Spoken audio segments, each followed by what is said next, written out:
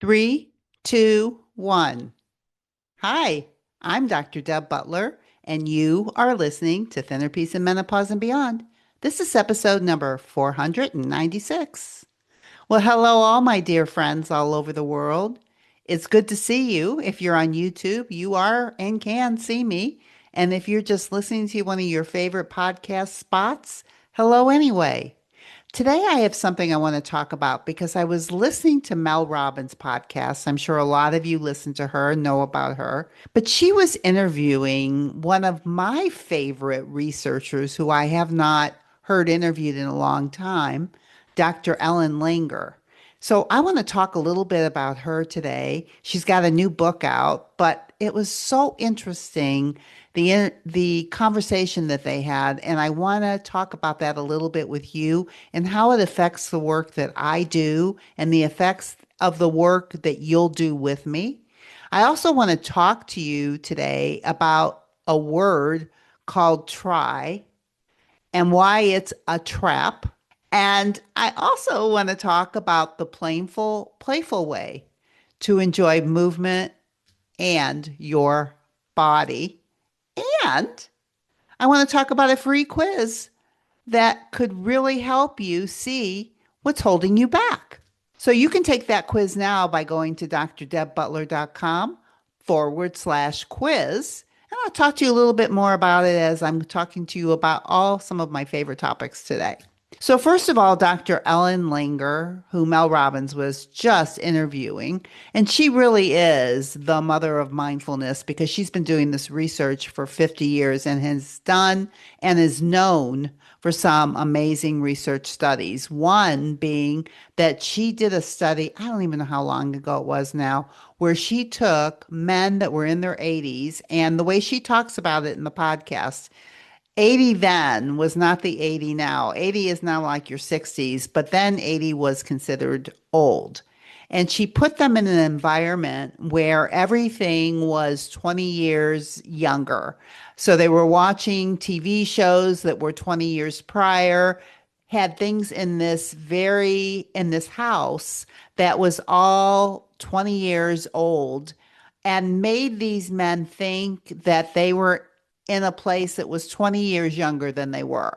And in the end, what happened with this, if I'm explaining it properly, is that when they did a bunch of testing on them, and when they came out, they found out their eyesight was better, certain blood work was better, their muscle mass was better. There were so many things that changed about their physical bodies just by them thinking that they were younger. And she also did a study that she's very known for housekeepers in a hotel. And she took a certain amount of them and divided them into two groups. And in one group, what she did with them is she told them that the work that they were doing, cleaning rooms all day long, was actually considered exercise. And then she took the other group and did not tell them anything.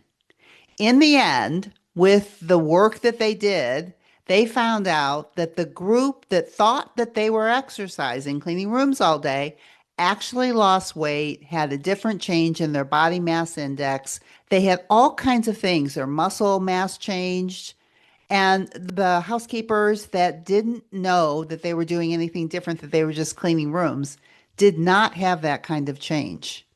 These are very well known studies, and it's all about how the mind can affect your body. And Dr. Ellen Langer really is the mother of all of this because there's so much research out now. But listening to her reminds me of why I do what I do just by listening to her.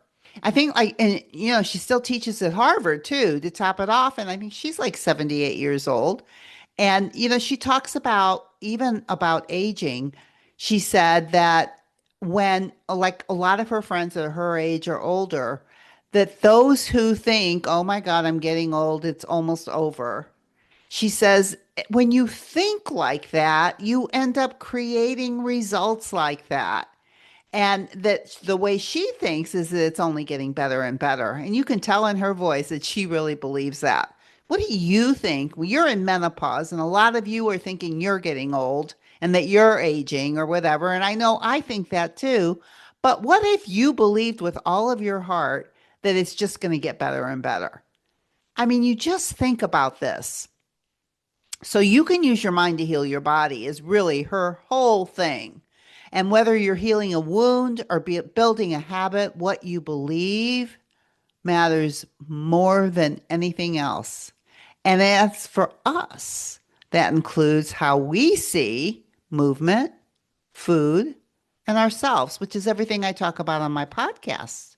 Now, she talked about this word, why try doesn't work. I have done a podcast on this before, but the way that she talked about it, I have to repeat her.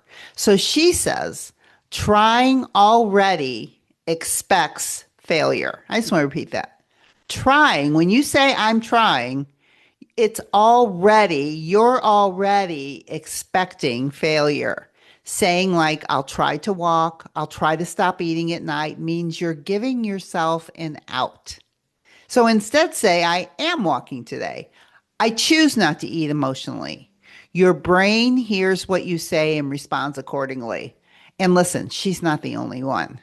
But when you listen to her talk, and she's got a new book out, I don't have the name on me right this minute, but I'm sure you can find it.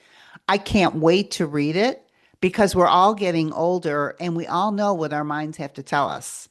And if your mind's not telling you it's getting better and better, I think you should read her book. So, do you catch yourself saying try? I know I do. So I want you also to take this quiz that I was talking about to see why it's happening. You can go to drdebbutler.com/quiz, QUIZ. It's free and it will help you understand your motives for why you do or do not move and why you eat or why you eat the way that you do. Now, the next thing I want to talk about is another favorite author of mine, Marianne Williamson. And you know what she says, what she's known for. And she's very big into the Course in Miracles, and I'm not here to even talk about that. But oh my gosh, she is so into how our mind creates our reality. So, what she says is a miracle, the way she defines a miracle is a change in perception.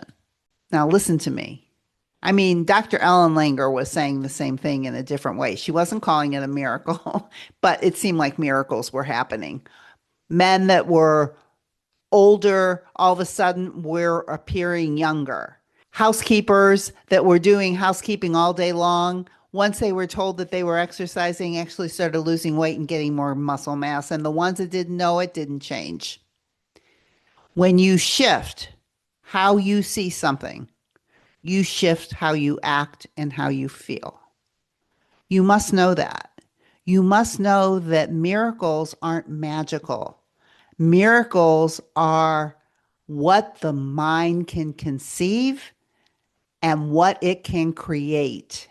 And it's up to us to make sure that we're giving it things that we want to create. So, one of the tools that I teach is exercise as play.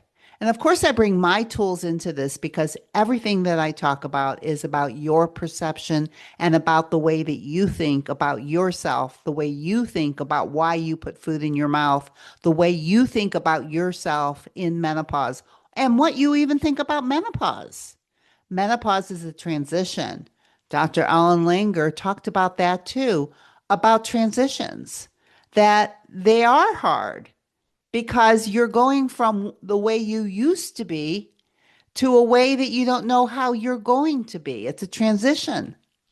And all transitions are a little uncertain. And then she talks a lot about having confidence with uncertainty. And I kind of transgress a little bit, but it was very, very exciting listening to her. But back to my tool on exercises play. So there was a time in my life when I hated exercise, but really believed I had to exercise because I was overweight. And the only way that I could have a thin, beautiful body was to do things that I hated to do, eat things that I hated to eat, because there was something wrong with me. I know. And I hope you're not like that. But if you're thinking the way I used to be thinking, you need to be listening to my podcast and to what I have to say today. So, exercises play. When you think about children, most children do not say to their parents, "Can I go out and exercise?" Most children say, "I want to go out and play." And most parents can't wait to get their kids out to play because they know when they come back, they're going to be a new kid. They move their body, they feel better, they get rid of their stress. Exercise is meant to reduce stress. Your body wants to move because it wants to get rid of stress. And it's natural. It's the way that you were wired. You were wired to want to move your body. So the way I talk about this is to talk about it in increments. You don't have to do a lot. You start with a little. You start with a commitment of 10 minutes. You make it small and you make it doable. Now, let's just say for me, I'm an avid walker. I love walking. And in the days when I was first starting this, I would give myself a minimum of 20 minutes. If I said I was going to go, I needed to go for at least 20 minutes.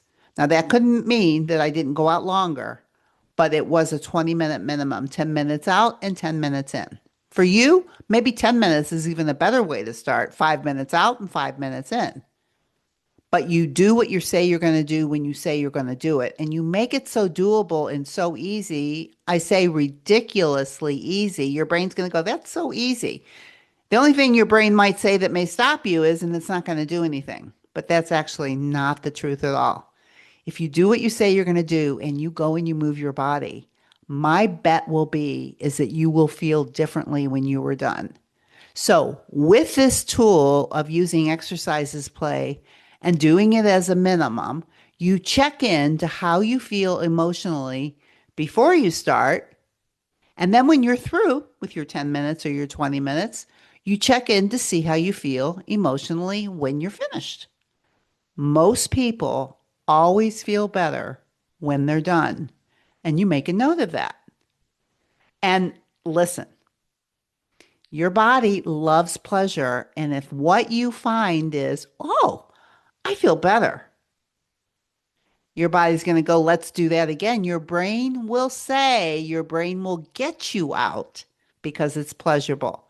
It can be walking, it can be dancing, it can be stretching, whatever moves your body and brings lightness. It doesn't have to be what is quote unquote exercise. It does mean that you need to be moving your body. So you check into how you feel before you start, and then you check in to see how you feel after. And I bet you, if you try this, you will feel better when you're done. And because you feel better, your mind is going to want to do it again. So the reason this works is because your brain wants to feel good. It remembers what brings pleasure. So when you pair movement with a positive emotion, you're rewiring your brain to want it more.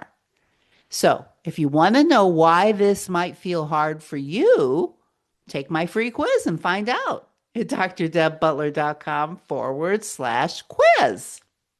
So, like what's really holding you back? This quiz will help uncover the true reason why moving or eating mindfully feels so hard. And here are the most common patterns. One is the busy bee. Are you always on the go and you ignore your hunger? Are you a comfort seeker that you eat to smooth your emotions?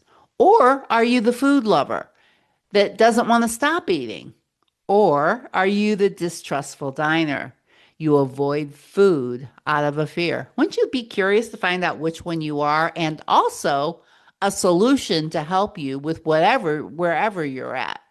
And most of us are a mix, but the quiz shows you what's strongest right now and gives you your next best step. So all you have to do is go to drdebbutler.com/quiz, and you can take the quiz right away and get an answer right away. So this is what I want you to take away from what I've been talking about today, because I have talked about a lot. Okay, so number one, try is not your friend. Do is.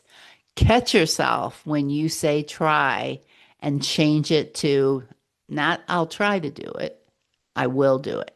And if you find that your body wavers when you go to do, just notice it. Just notice the feelings in your body when you use certain words. And you can change your body by changing your mind. Dr. Ellen Langer says it. Marianne Williamson, and all the books that she's ever written, always says change your perception and create a miracle. Come on. Change your perception and miracles abound. And even in the work that I do when I work with women about just eating without feeling like food controls them, so many of them say it feels like a miracle because they changed their perception and they changed what they did. Movement should feel like play, not punishment. There is no child in this world that feels like when they go out to play that it's punishment. And awareness is the first step, and the quiz will help you start. So here's to clarity, curiosity, and compassion. You don't need a new diet. You need a new perspective.